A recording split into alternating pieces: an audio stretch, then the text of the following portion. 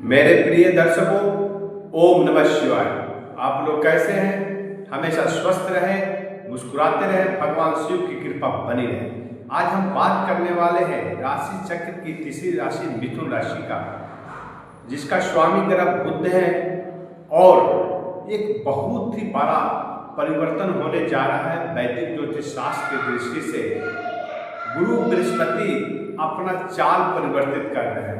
वो वक्री अवस्था से मार्गी हो रहे हैं 11 मार्च 2026 को, जिसका प्रभाव 12 दिसंबर 2026 तक रहेगा।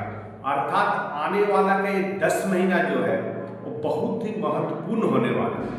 ऐसे में मिथुन राशि के जातकों के लिए कैसा समय रहेगा उसकी हम बात करेंगे।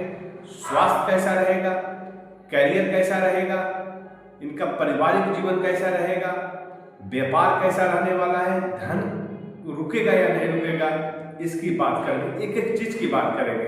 तो सबसे पहले बता दें आपको कि मिथुन राशि राशि चक्र की तीसरी राशि है।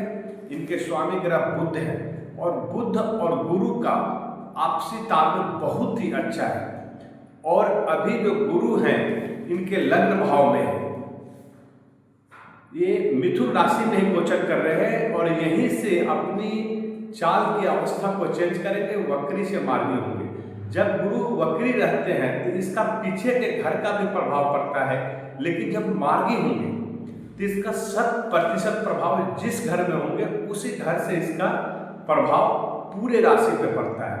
यह बहुत ही महत्वपूर्ण हो जाता है कि जब गुरु का दृष्टि और उसका लाभ आपको 100% मिल रहा हो और उसका प्रभाव 100% दिखेगा, और गुरु का जो दृष्टि होता है बहुत ही पवित्र और अमृत तुल्य होता है। ऐसे में आपको यह क्या क्या परिवर्तन ला सकता है, यह वैदिक ज्योतिष शास्त्र की दृष्टि से प्रेडिक्शन होने जा रहा है। चंद्र राशि पर आधारित है और गुरु आपके लग्न भाव में है, जहां पे आपका स्वास्थ्य में उतार चढ़ाव हो रहा था। आपको किसी कार्य को पूरा करने में, डिसीजन लेने में बहुत देरी कर रहे थे, लेकिन यह समय अब परिवर्तन होने जा रहा है। 11 मार्च से आप बहुत ही सटीक और सही डिसीजन लेंगे।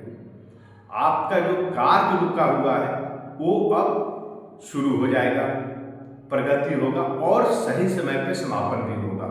गुरु की दृष्टि जो पड़ रही है, पहली दृष्टि पड़ रही है आपके पंचम भाव पे। तो मैं आपको बता दूं कि मिथुन राशि के स्वामी ग्रह बुध है और मिथुन राशि के जातक जो होते हैं उनका स्वाभाविक गुण है विवेक। उनमें बहुत ही अच्छे तरह से रखता है। किसी भी कार्य को समझने सोचने में यह बहुत चट से समझ जाते हैं। इनका ज्ञान, बुद्धि, संचार का कारक माने जाते हैं बुध देव, और ये स्वाभाविक गुण मिथुन राशि में पाया जाता है। और इनकी दृष्टि जो पड़ रही है पंचम भाव पे, और पंचम भाव होता है विद्या का, ज्ञान का। जब ज्ञान के कारक ज्ञान भाव को देखते हैं, बुद्धि, विवेक, ऐसी क्षमता आप में 4 गुना बढ़ जाएगी। और यहाँ से आप जिस कार्य को संपन्न करना चाहते हैं उस कार्य को बड़ी कुशलता से आप पूर्ण कर पाएंगे और अपने विवेक से बिगड़े काम को भी बनाएंगे। मिथुन राशि के जातक जो विद्यार्थी हैं वो अपने कार्यों में सफल होंगे। उनको अपने प्रतियोगी एग्जाम में उनको सफलता मिलेगी। यदि नौकरी की तैयारी कर रहे थे लेकिन किसी कारणवश वह प्राप्त नहीं कर पा रहे थे, लेकिन 11 मार्च से जो समय शुरू हो रहा है इसमें इनके प्रयास सफल होंगे। साथ ही साथ मैं बता दूं कि 2 जून को गुरु बृहस्पति मिथुन राशि से कर्क राशि में गोचर करेगा। वहां पर बहुत ही उच्च अवस्था में रहेंगे। तो 2 जून से लेकर 25 अक्टूबर का जो समय होगा यह मिथुन राशि के जातकों के लिए बहुत ही उत्तम काल रहने वाला है। और इसमें जो विद्यार्थी अपनी मनचाही नौकरी की प्राप्ति करना चाह रहे हैं, अथक प्रयास कर रहे थे, सफलता से चूक जा रहे तो प्राप्त जरूर कर लेंगे। साथ ही साथ वैसे दंपति जिनके संतान का लाभ नहीं प्राप्त हो रहा था, संतान योग नहीं बन रहा था, लेकिन यह समय बहुत ही उत्तम है, संतान की प्राप्ति होगी। और गुरु की दृष्टि जो सेकेंड दृष्टि है, दूसरी दृष्टि वो पड़ रही है आपके व्यापार पर। यहाँ पर जीवन साथी के साथ संबंध बहुत ही मधुर होंगे, अच्छे होंगे, व्यापार में तरक्की होगी, साझेदार में यह किया हुआ कार्य आपको फलीभूत होगा, और जो नया व्यापार शुरू करना चाह रहे थे तो बहुत उत्तम समय है, आप शुरू करते। आप नौकरी पेशा व्यक्ति हैं तो आपके नौकरी में तरक्की होगा, उन्नति होगा, नए स्थानांतरण आपके लिए बहुत ही शुभ होने वाला है, और आपके मान सम्मान में वृद्धि होगा। गुरु की जो तीसरी दृष्टि आपके भाग भाव को देख रहा है, तो यहाँ पे आप भरपूर मेहनत कर रहे थे लेकिन भाग का साथ आपको नहीं प्राप्त हो रहा था, लेकिन अब क्या है, आपके साथ में भाग जुड़ गया है, और गुरु की दृष्टि पड़ती है तो बहुत पवित्र होती है, वह आपके लिए एक अमृत तुल्य होने वाला है। तो यहाँ पर आपका 50% ही मेहनत 100% का रिजल्ट देगा। यदि आप भरपूर कोशिश करते हैं तो आप आशा से भी ज़्यादा प्राप्त करेंगे।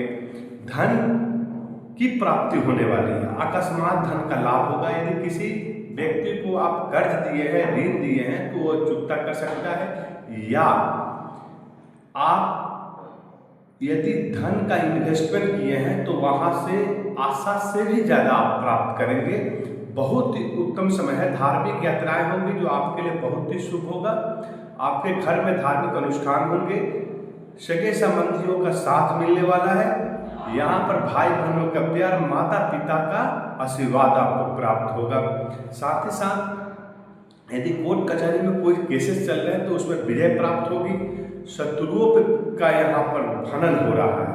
आप चारों तरफ से शत्रुओं से घिरे हुए रहते थे, बहुत परेशान चल रहे थे, जिंदगी आपके जिंदगी में उथल पुथल मचा हुआ था, सारे लोग आपके विरोध खड़े हुए थे।